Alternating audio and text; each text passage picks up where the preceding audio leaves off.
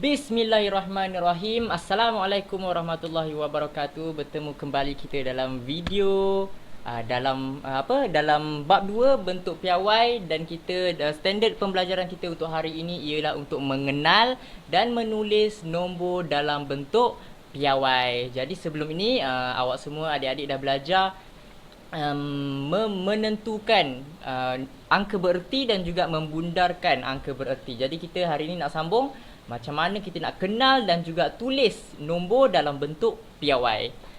Tapi sebelum tu kita kena kenal dulu apa itu bentuk piawai. So, dalam real life, dalam situasi harian, kebanyakan bidang akan menggunakan nombor-nombor yang besar. Contohnya dalam bidang astronomi, dalam bidang geografi dan juga dalam bidang biologi. Tapi banyak lagi lah bidang-bidang. Tapi dalam kajian-kajian ni, kebanyakan mereka menggunakan angka-angka yang besar dan takkanlah nak tulis dalam nombor yang panjang-panjang. Contohnya dalam astronomi, kelajuan cahaya ialah lebih kurang 300 juta macam mana nak sebut ni, sebanyak nombor yang tertera ini, meter per saat. Berapa banyak kosong kat situ kita nak tulis. Kemudian dalam geografi pula, keluasan Malaysia ialah sekian-sekian meter persegi. Macam mana saya nak sebut saya tak tahulah. Banyak sangat nombor kat situ kan. Dan biologi, dalam biologi, jumlah sel dalam badan manusia ialah lebih kurang bla bla bla bla 30, entah saya pun tak tahu macam mana nak sebut. Jadi sebabkan terlalu banyaknya nombor-nombor yang perlu ditulis, adanya bentuk piawai untuk memudahkan kita cara untuk menulis nombor yang besar atau nombor yang terlalu besar ataupun nombor yang terlalu kecil. Okey, jadi bentuk piawai. Bentuk piawai ialah cara menulis suatu nombor tunggal dalam bentuk A darab 10 kuasa N, dengan keadaan nilai A itu mestilah di antara 1 hinggalah 10, tidak termasuk 10, dan N ialah integer. Okey. Jadi bila kita dah tahu sebutan macam mana nak menulis bentuk piawai, jadi kita kembali semula kepada contoh tadi yang kita dah belajar, astronomi, geografi dan juga biologi ni. Sekejap Okey. Jadi dalam bentuk piawai, kelajuan cahaya ini boleh ditulis, kejap ya. Okey, kalau kelajuan cahaya ini boleh ditulis sebagai 3 darab 10 kuasa 8 meter per saat. Inilah general ataupun bentuk piawai yang boleh ditulis untuk merujuk kepada kelajuan cahaya. Manakala keluasan Malaysia pula kita boleh tulis sebagai 3.308 darab 10 kuasa 11. Dan untuk jumlah sel dalam badan manusia pula kita boleh tulis secara ringkas atau dalam bentuk piawainya kita boleh tulis sebagai 3 darab 10 kuasa 13. Jadi mudah kan? Kalau kita dah ada bentuk piawai, kita boleh tulis nombor yang besar pun dalam bentuk yang mudah dibaca dan mudah difahami. Okay, so jadi kita apa kata kita kenal pasti setiap yang berikut ditulis dalam bentuk piawai ataupun tidak. Okay, yang pertama, kita kena recall balik macam mana bentuk-bentuk piawai ni. Okay, bentuk piawai ialah A darab 10 kuasa N, yang mana A itu mestilah di antara 1 hinggalah sebelum 10, dan N ialah integer. Okay, yang pertama, 2.1 darab 10 kuasa 4. Adakah dia bentuk piawai? Ya, dia adalah bentuk piawai kerana nilai A-nya ialah di antara 1 hingga 10 dan N-nya ialah integer. Yang kedua, 0.63 darab 10 kuasa negatif 3. Adakah dia ditulis dalam bentuk piawai? Tidak, kerana 0.63 ialah lebih kecil daripada 1. Yang ketiga, 25 darab 10 kuasa 7. Adakah ditulis dalam bentuk piawai? Tidak, sebab nilai 25 melebihi nilai 10. Okey, kemudian 0.08 darab 10. Ini bukan bentuk piawai sebab nilai dia lebih kecil dari nilai ini lebih kecil daripada 1. Okey, yang seterusnya 3.4 darab 10 kuasa 1/5. Adakah bentuk piawai? Tidak ya. Bukan bentuk piawai sebab ini bukan integer. Seterusnya 1.33 darab 10 kuasa 100. Adakah bentuk piawai? Iya. Ini adalah integer, 100 ini ialah integer dan 1.33 ialah di antara 1 dan 10. Seterusnya 9 darab 10 kuasa negatif 2.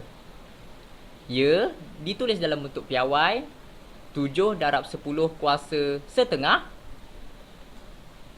Bukan, tidak ditulis dalam bentuk piawai sebab setengah ini bukan integer. Seterusnya yang terakhir 1.0 darab 10 kuasa negatif 10. Ya, ditulis dalam bentuk piawai. Okey, jadi kita dah kenal macam mana penulisan bentuk piawai. Apa kata kita cuba untuk menukar nombor tunggal kepada bentuk piawai. Okey, kita ada 3 contoh dekat sini. Yang pertama 31, yang kedua kita ada 310 dan yang ketiga kita ada 3108.7. Okey, jadi macam mana kita nak tukarkan kepada bentuk piawai? Okey, jadi dia punya konsep dia ialah mesti titik perpuluhan itu mestilah berada, mestilah hanya macam mana ada satu sahaja digit di hadapan titik perpuluhan. Okey, jadi 31 kita boleh tuliskan sebagai 3.1 darab 10. Bila sama je lah 3.1 darab 10. Kalau awak tekan kalkulator pun akan dapat 31 juga. Okey. Dan cara senangnya ialah daripada belakang ni kan, nombor tunggal ni awak lompat ke depan dan letakkan satu titik di selepas lompatan tu lah. Dan berapa kali lompatan itulah kuasa bagi 10 ini. Sebabkan dia hanya satu kali lompat, jadi 10 ini kuasa 1. Kuasa 1 tak payah tulis. Okey. Kemudian soalan yang kedua, 310. 310, ini kan nilai tempat ratus. Jadi 3.1 darab 100. Okey, sama juga dengan 3.1 darab 10 kuasa 2. Okey, macam mana tadi cara mudah dia? Daripada belakang ni awak lompat 1, 2. Okey, 2 kali lompatan letak titik. Okey. Dan berapa kali lompatan itu ialah nilai kosong yang berada dekat situ. Jadi berapa kali lompatan? 2. Jadi 10 kuasa 2.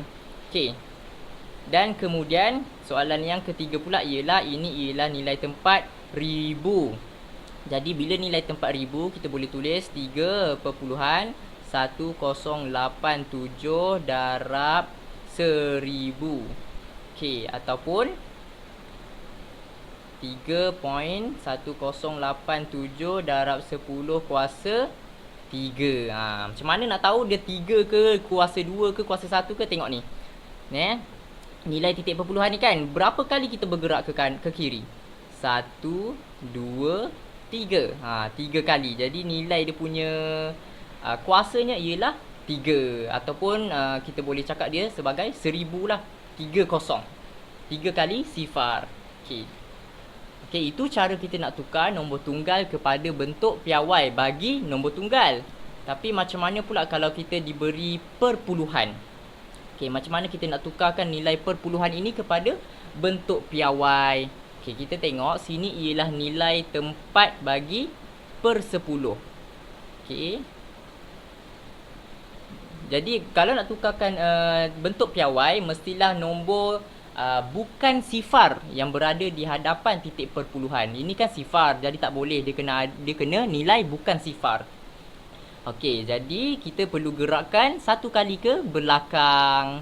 Okey, dia akan jadi 5.67. Okey, darab 10 kuasa berapa? Okey, tadi kalau kita ke kiri nilainya positif. Tetapi kalau kita ke kanan, nilai dia indeksnya akan menjadi negatif. Jadi kalau kita bergerak ke kanan, dia akan bergerak ke kanan satu kali, dia akan jadi negatif 1. Okey. Kemudian soalan yang kedua, kita ada sifar 567. Okey, berapa kali titik perpuluhan yang perlu kita gerakkan? Okey, 1, 2. 2 kali titik perpuluhan yang perlu kita gerakkan. Maka jawapan kita ialah 5.67 darab 10 kuasa berapa? 2 kali bergerak ke kanan. Maka indeksnya negatif. Negatif 2. Okey, kemudian soalan C. Sifar perpuluhan sifar 567. Berapa kali perlu kita alihkan titik perpuluhan ini? Okey. 1, 2, 3, 4. 4 kali titik perpuluhan yang perlu kita alihkan. Okey, maka kita boleh tulis sebagai 5.67 darab 10 kuasa negatif 4. Sebab 4 kali kita alihkan titik perpuluhan ni. Okay, ataupun dia sama juga kalau dalam cara manual atau cara biasanya 5.67 ini didarabkan dengan 1/10. Kalau ikut hukum indeks kan, kalau 10 kuasa 1 ni kita naikkan atas, maka indeksnya akan jadi negatif. Seperti mana yang kita dah belajar dalam bab 1 lah, hukum indeks. Sama juga macam gini dan juga macam ini. Dia sebenarnya 1/10 kuasa 2 dan ini pun 1/10 kuasa 4. Ini hukum indeks lah sebenarnya. Tapi nak meringkaskan jalan kerja, macam gini je. Kita menggunakan kaedah kaedah alternatif mengalihkan titik perpuluhan ini. Okey. Jadi kita pergi ke seterusnya, yang kedua, iaitu kita nak menukar semula nombor dalam bentuk piawai kepada bentuk tunggal, nombor tunggal. Kalau tadi kita tukar ke nombor tunggal kepada bentuk piawai, kali ini kita nak tukar semula nombor tunggal bentuk piawai kepada nombor tunggal. Mari kita tengok beberapa contoh. Yang pertama, kita ada 8 darab 10 kuasa 5. Okey. Jadi, macam mana kita nak gunakan teknik kaedah alternatif, iaitu kaedah anak panah tadi. Okey, tadi kan kalau kita nak jadikan dia bentuk piawai, kita gerakkan dia ke kanan, ke kiri untuk dia jadikan bentuk piawai. Tapi kita macam terbalikkan semula. Maka kita boleh 8. Okey, berapa kali yang perlu kita gerakkan? Terlebih pula. Okey. So, kalau bentuk tunggal seperti ini, nombor tunggal, awak andaikan ada titik kosong kat sini, ada titik perpuluhan dekat sini. Okey, kemudian awak gerakkan sebanyak berapa kali ke kanan? Disebabkan indeksnya ialah 5, kita gerakkan 5 kali ke kanan. 1, 2, 3, 4, 5. Okey. Sekejap saya tukar pen. Okey, kita gerakkan 5 kali ke kanan dan kemudian kita tambahkan kosong di sini. 1, 2, 3, 4, 5. Maka jawapan kita sepatutnya Okey. Okey, titik perpuluhan kita dah letak kat sini kan? Jadi dia akan jadi 8 sifar 5 kali sifar 1, 2, 3, 4, 5. Jadi inilah jawapan kita. Perlu ke titik perpuluhan ni? Tak perlu pun tak apa. Sebab dia ialah nombor tunggal. Okey, yang ini pula 1.82 darab 10 kuasa 7. Okey, saya tulis 1.82. Berapa kali perlu kita gerakkan? 7 kali tengok sini. Okey, 1, 2, 3, 4, 5, 6, 7. Okey, 7 kali. Okay, lepas tu kita tambah ya. Yang lebih-lebih tu kita tambahlah kosong. Kita tambah dengan digit sifar. Kat sini ya. 1, 2, 3, 4, 5. Okay, jadi jawapan kita sepatutnya ialah 182 sifar. Inilah dia jawapan kita bila ditukarkan kepada bentuk tunggal, nombor tunggal. Okey, kan dia jadi panjang macam tu. Okey. Disebabkan bila indeksnya positif, kita tukar kepada nombor tunggal, nombor itu sepatutnya menjadi besar. Sama juga macam ini. Nampak ni 8 darab 10 kuasa 5 kan? Bila indeks kita ialah positif, nombor itu sepatutnya menjadi semakin besar. 800 ribu ini berapa ni? 18 juta 18 juta 200 ribu. Okey, bagaimana pula dengan yang indeksnya negatif?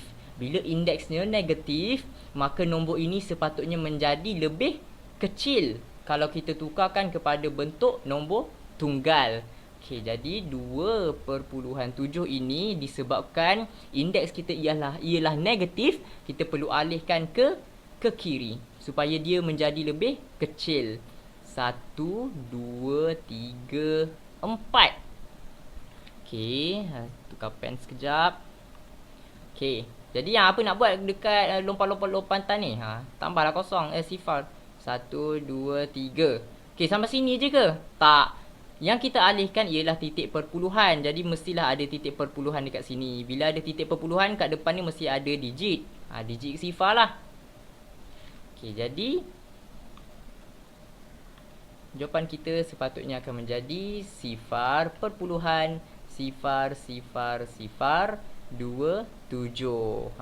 Dia akan jadi nombor yang kecil lah sebab indeks negatif, indeks kita ialah bernilai negatif. Okey.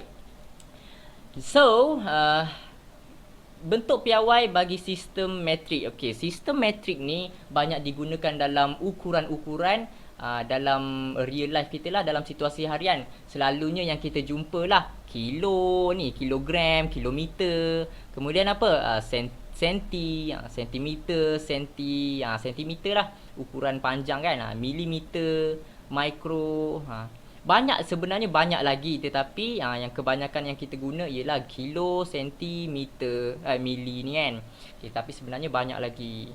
Jadi awak boleh tahulah sendiri nombor macam mana besarnya nombor-nombor ini, dan ada awalan yang digunakan. Contohnya giga.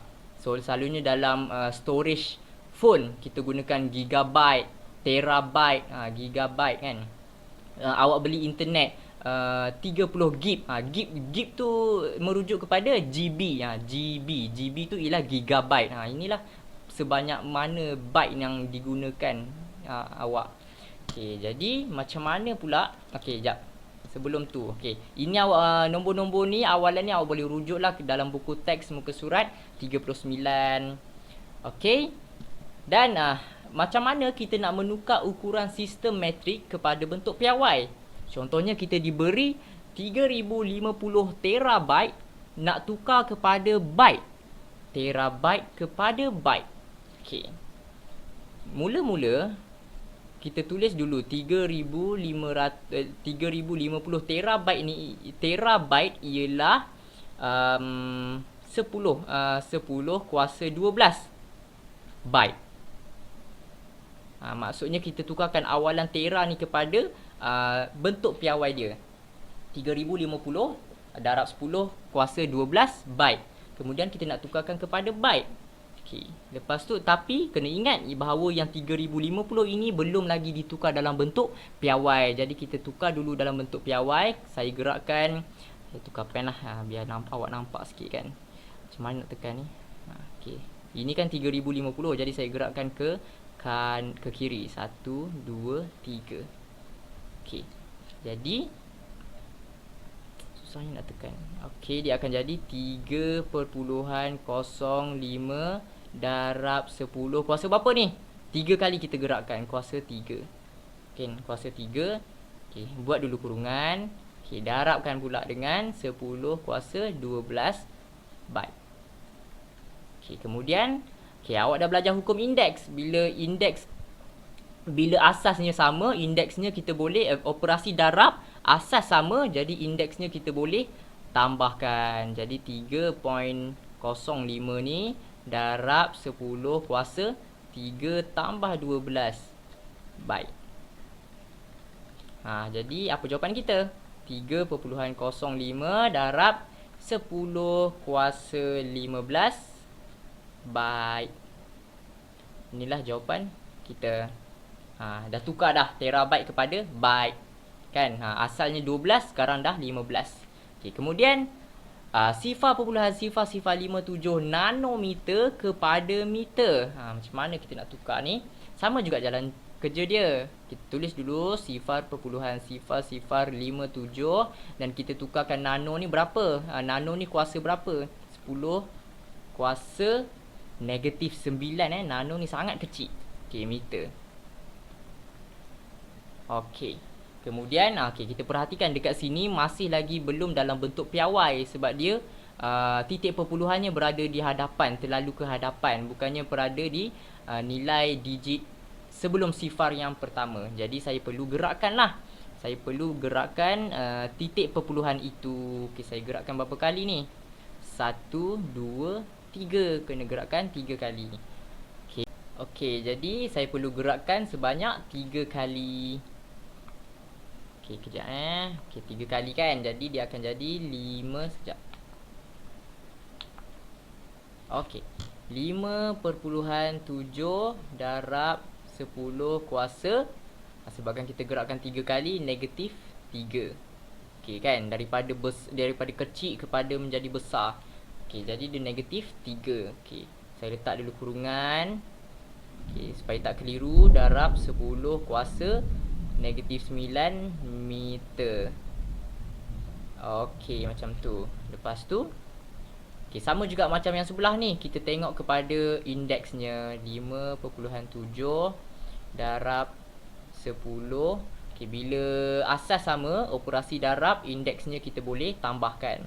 Jadi negatif 3 saya tambahkan dengan negatif 9 meter.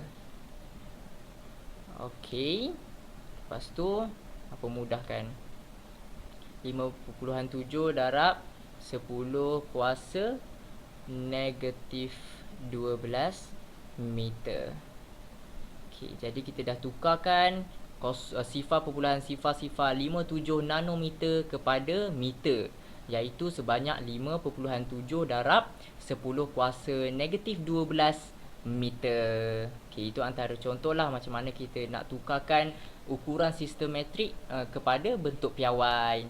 Okey, jadi untuk video kali ini itu sahaja daripada saya. Terima kasih. Kalau ada apa-apa soalan, bolehlah ajukan soalan awak melalui Telegram saya. Terima kasih. Itu sahaja. Assalamualaikum.